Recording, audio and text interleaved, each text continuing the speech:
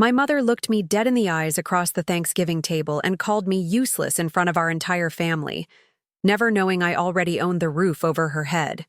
If you want to find out how I turned my childhood trauma into the sweetest revenge, hit that like button and subscribe.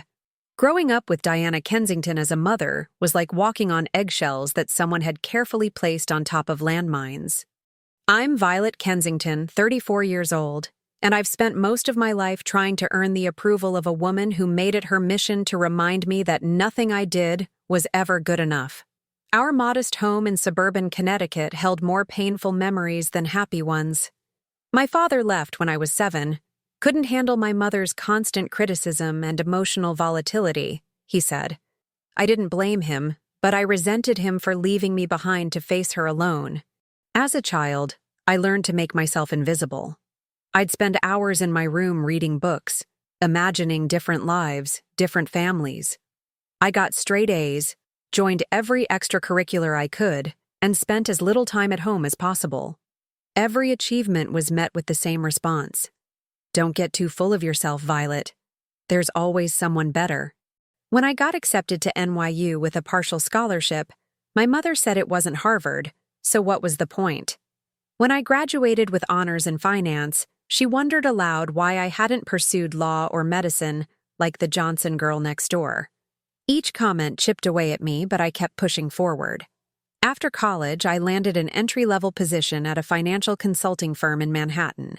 The starting salary wasn't impressive, but it was enough to rent a tiny studio apartment in Queens and escape my mother's constant disapproval. Those first few years were tough, long hours, demanding clients, and the crushing weight of student loans. But for the first time in my life, I was free from her daily criticism. I visited home for holidays and the occasional weekend, each visit a painful reminder of why I'd left. My mother would pick apart everything from my appearance to my career choices. Financial consulting? Is that even a real job? The Peterson's daughter is a surgeon now. Despite everything, a small part of me still craved her approval. That's the thing about emotional abuse. It creates a hunger for validation that never seems to be satisfied. When I was 27, something shifted in me. I'd been promoted twice, had built a small but solid client base, and was finally starting to believe in my own abilities. My boss, Margaret, a tough-as-nails woman in her 50s, pulled me aside after I closed a particularly difficult deal. "You know what your problem is, Violet?" she asked, fixing me with her penetrating gaze. I braced myself for criticism. "What?" "You're too good at what you do to keep doubting yourself. Stop waiting for someone else's approval and start trusting your own judgment." Those words hit me like a thunderbolt. I realized I'd spent my entire life seeking validation from someone who would never give it. That night, I made a decision that would change everything. I would build a life so undeniably successful that even my mother couldn't find fault with it. Not for her approval, but for my own satisfaction. I threw myself into work with renewed determination.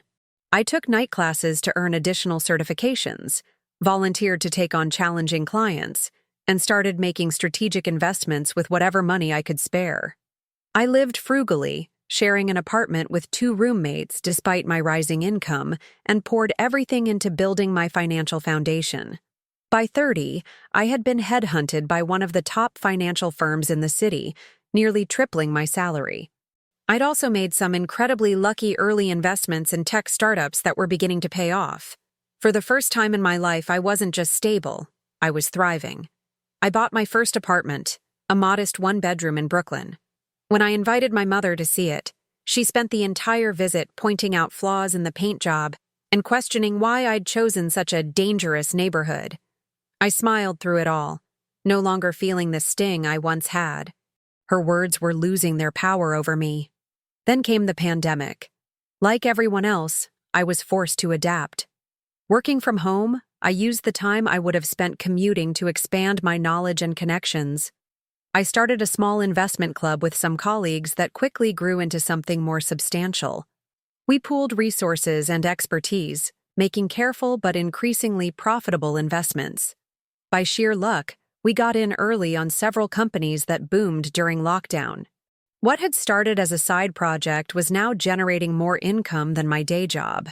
I kept both, saving and investing almost everything I earned.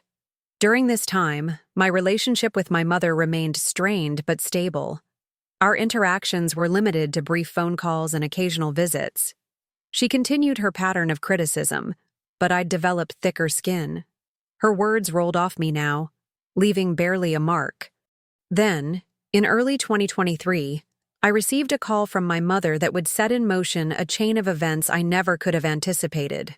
Her voice was uncharacteristically subdued. "The bank called," she said without preamble. "I'm 3 months behind on the mortgage."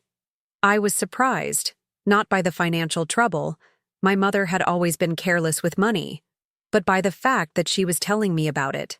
Pride was her defining characteristic. Admitting any kind of failure was unprecedented. "What happened?" I asked, keeping my tone neutral. "What happened is that everything costs too much these days, and my pension doesn't cover it all," she snapped, immediately defensive. I thought I had a bit more savings, but apparently not. I knew she'd refinanced the house multiple times over the years, using the equity for various expenses she deemed essential, but were often just status symbols to impress neighbors. The house where I'd grown up, the house my father had originally paid for, was now mortgaged to the hilt. "How much do you need?" I asked. "I don't want your money," she said, pride returning to her voice. "I'm just letting you know in case something happens with the house." After we hung up, I sat in my apartment staring at the wall, thinking. Despite everything, that house was the only home I'd ever known. The thought of my mother losing it stirred complicated feelings in me. Not sympathy exactly, but a strange sense of responsibility. I called my financial advisor the next day. "I want to know about buying a house," I said, "but not for me to live in."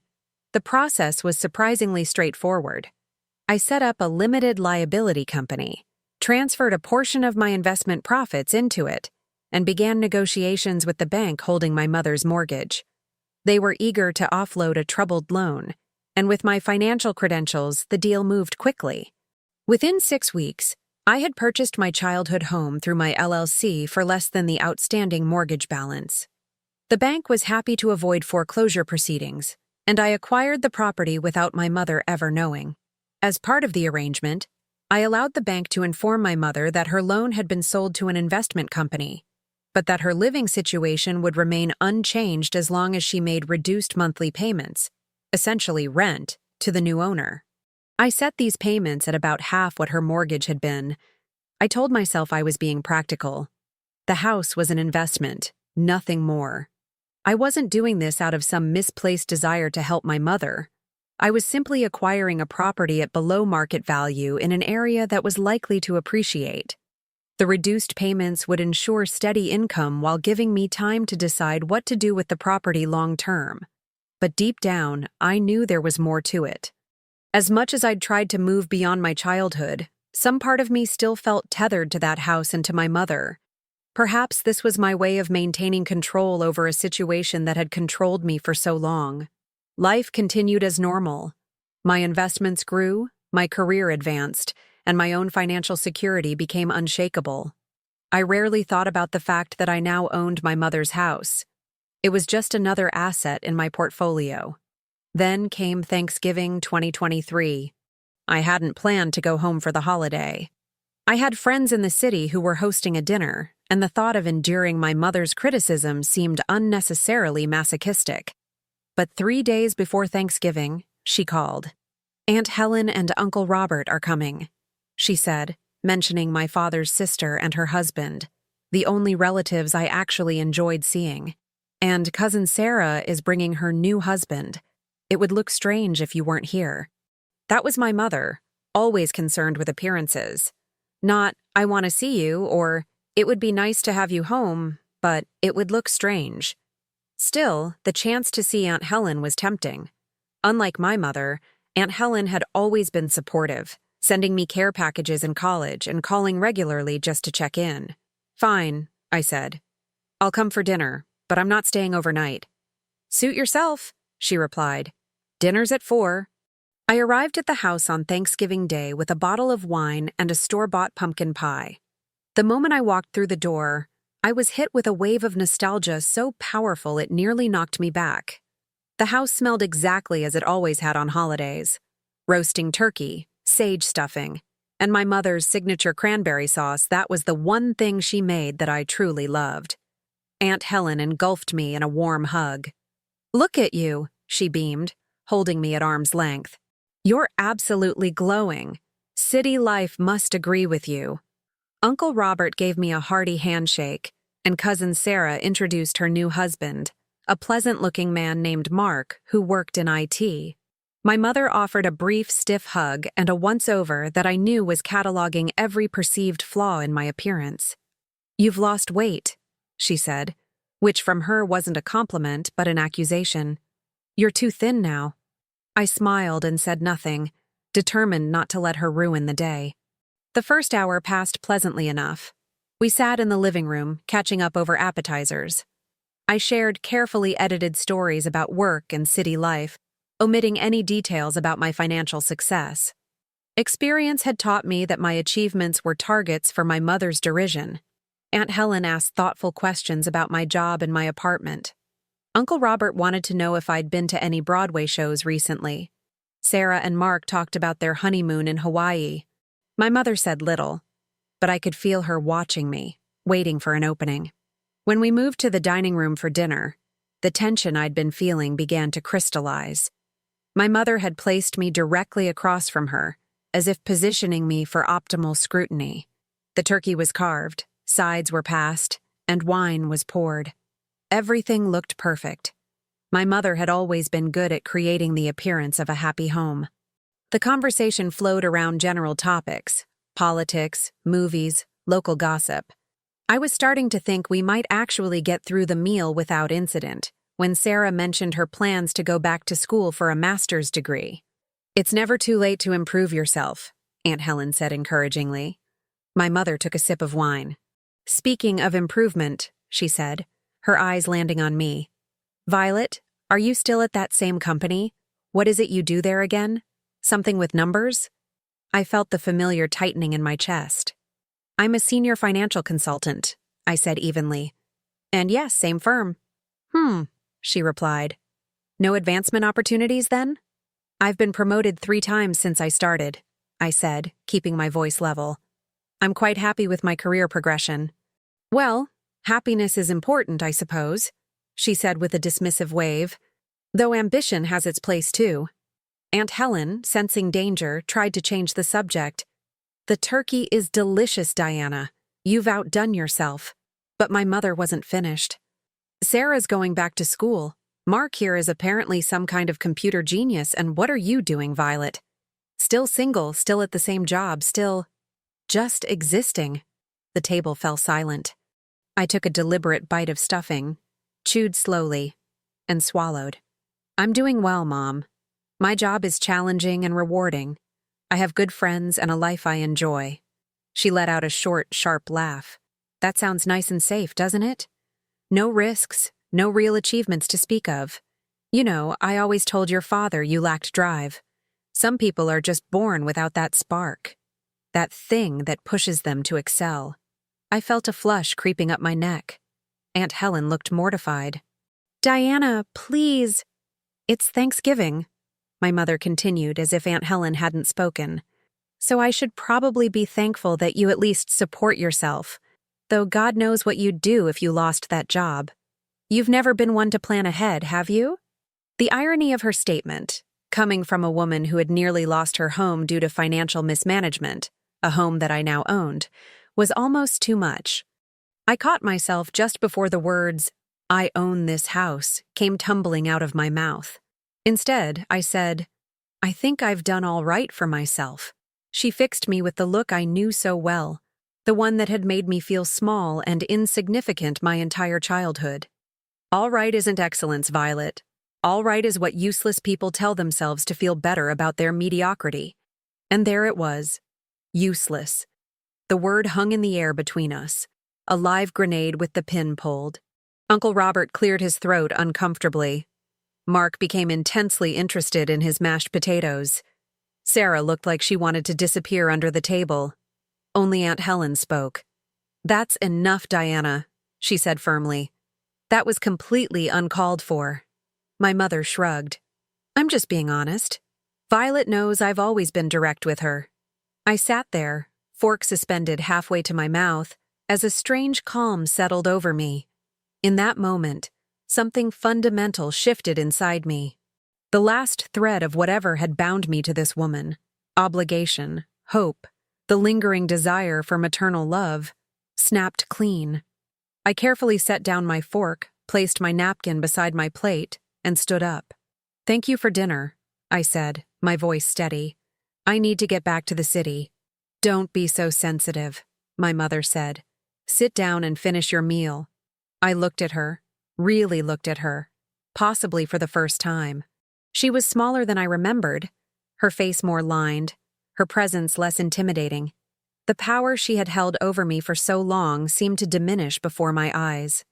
"Goodbye, Mom," I said. "Aunt Helen, Uncle Robert, it was lovely to see you.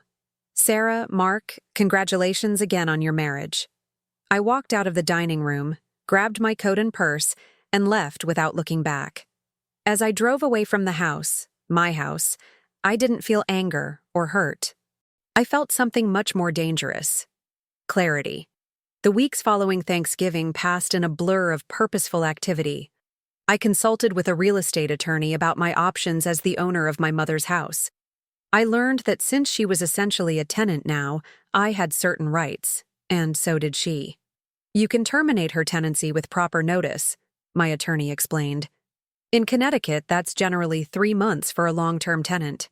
But given that this is a family situation, you might want to consider a longer runway." I nodded, taking notes. "And legally, she has no claim to the property, even though she lived there for decades?" "None whatsoever," he confirmed. "The bank sold the property legally to your LLC. Your mother defaulted on her mortgage. All proper procedures were followed. The house is unquestionably yours to do with as you see fit." I thanked him and left with a clear understanding of my position. I wasn't going to act immediately. This wasn't about impulse or revenge. It was about finally setting boundaries with someone who had never respected mine. Christmas came and went. I declined my mother's perfunctory invitation, sending gifts for Aunt Helen and Uncle Robert by mail instead. My mother left a brief, stiff voicemail thanking me for the scarf I'd sent her. Neither of us mentioned Thanksgiving.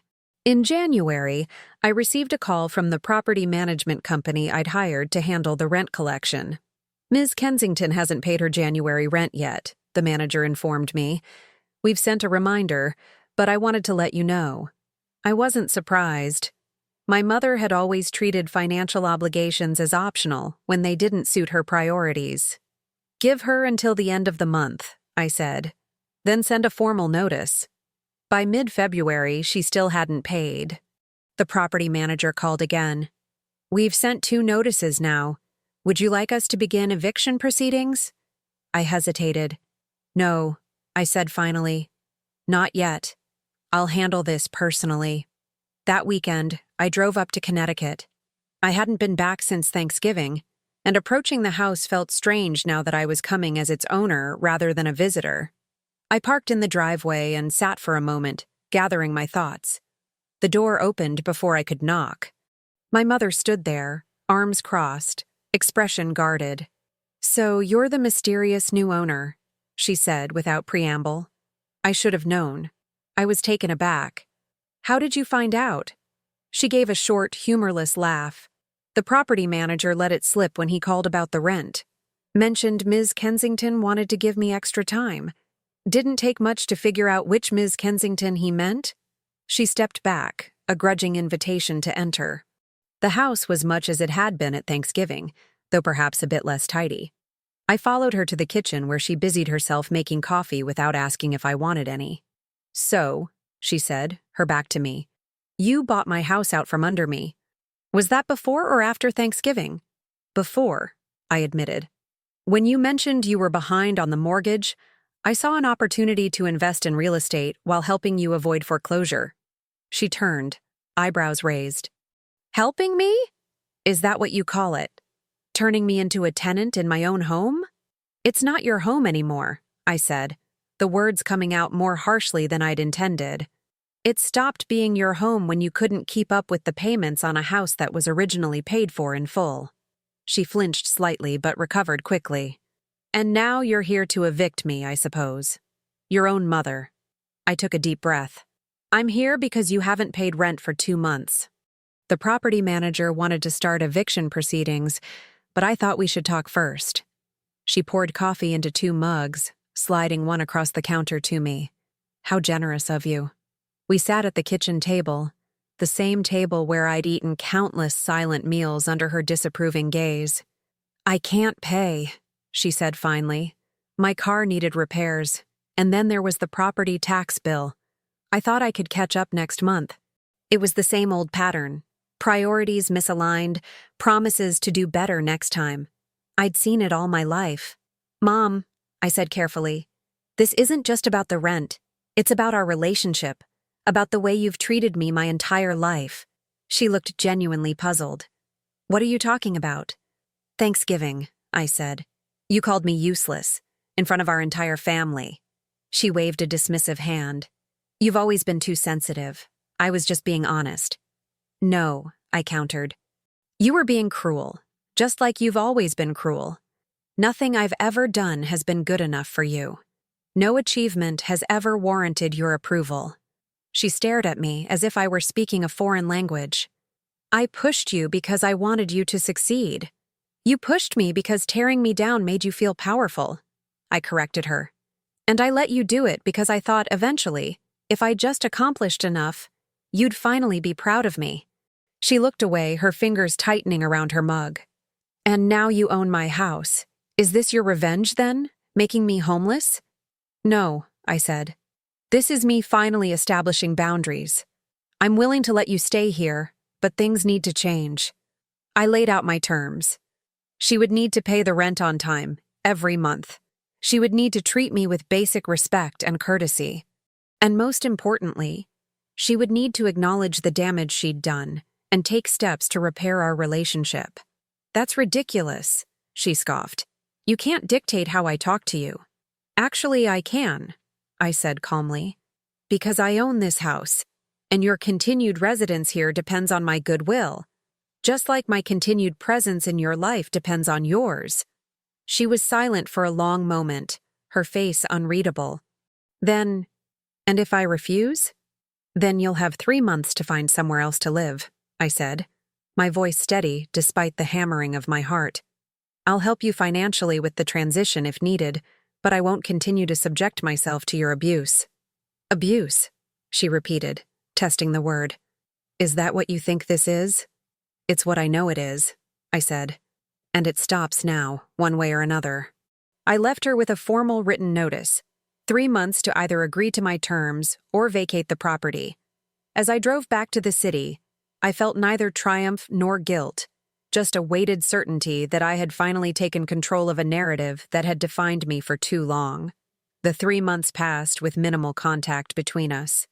My mother made the February rent payment just before the deadline, but included no note or call. March's payment arrived on time. For April, the last month of the notice period, I received nothing. No payment, no communication. I'd given her a clear choice, and her silence seemed to be her answer. I instructed the property manager to proceed with formal eviction notices while I began researching assisted living facilities and apartments in her price range. Despite everything, I wasn't going to leave her with nowhere to go. Then, a week before the final deadline, my phone rang with her number. I need more time, she said without greeting. The terms were clear, I replied. 3 months to decide. I can't just decide something like this overnight, she protested. It hasn't been overnight. It's been 3 months, and frankly, it's been a lifetime of you treating me like I'm worth nothing. There was a long pause. That's not true, she said finally, her voice softer than I was used to hearing. I've always been proud of you. I nearly laughed. When? When have you ever told me you were proud of me? I shouldn't have to say it, she insisted. You should know. That's not how it works, Mom. People need to hear that they're valued, especially from their parents. Another pause, longer this time. I don't know how to do this, she admitted. Your father was the one who was good with feelings. After he left, I was just trying to make sure you were strong enough to handle life on your own. It wasn't an apology, but it was perhaps the most vulnerable I'd ever heard her. Being strong doesn't mean being alone, I said. And criticizing someone constantly doesn't make them stronger. It breaks them down. Is that what I did to you? She asked. And for the first time, I heard genuine question in her voice, not defensiveness. Yes, I said simply.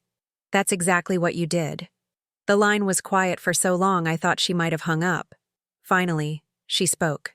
I'd like to try, she said. Your terms. I'd like to try. I agreed to meet her the following weekend. When I arrived at the house, I was surprised to find it noticeably cleaner, with fresh flowers on the kitchen table. My mother looked nervous, which was a completely new expression for her.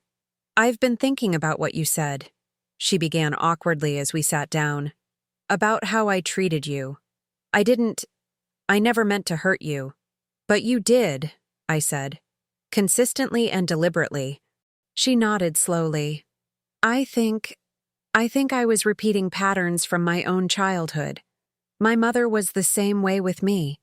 Nothing was ever good enough. It was the first time she'd ever shared anything about her relationship with my grandmother, who had died before I was born. That explains it, I said, but it doesn't excuse it. No, she agreed. It doesn't. She took a deep breath. I'm sorry, Violet. I'm sorry for how I've treated you. I'm sorry for what I said at Thanksgiving. You're not useless. You're extraordinary. I just couldn't see it because I was too busy trying to push you to be something else. I hadn't expected an actual apology, and I wasn't entirely sure I believed it. People don't change overnight, especially not someone as set in her ways as my mother. But it was a start. This isn't going to be fixed in one conversation, I warned her. Trust takes time to rebuild.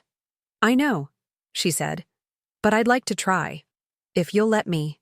We established new ground rules for our relationship. She would continue to live in the house and pay rent, but now with the understanding that her tenancy was contingent on mutual respect. We would have dinner together once a month, neutral territory where we could slowly work on building something resembling a healthy relationship. It's been 6 months since that conversation. Progress has been uneven, as I expected. Old habits die hard, and my mother still occasionally slips into her critical patterns. But now I call her out on it immediately, and surprisingly, she listens. Sometimes she even catches herself before I have to say anything. I've shared more about my life with her, my successful investments, my career achievements, even the fact that I'm considering starting my own financial consulting firm. Instead of dismissing these accomplishments, she's asked questions, shown interest. Last month, she did something that shocked me. She found an old photo album in the attic and showed me pictures of myself from elementary school. Science fair projects, soccer games, piano recitals. For each one, she told me how proud she had been but had been too afraid to say it for fear of making me soft. I thought I needed to be hard on you to prepare you for the world, she explained. I was wrong. I don't know if we'll ever have the mother-daughter relationship I dreamed of as a child. Too much damage has been done, too many years lost. But we're finding a new way forward, one based on boundaries, respect, and cautious hope. As for the house, I'm keeping it.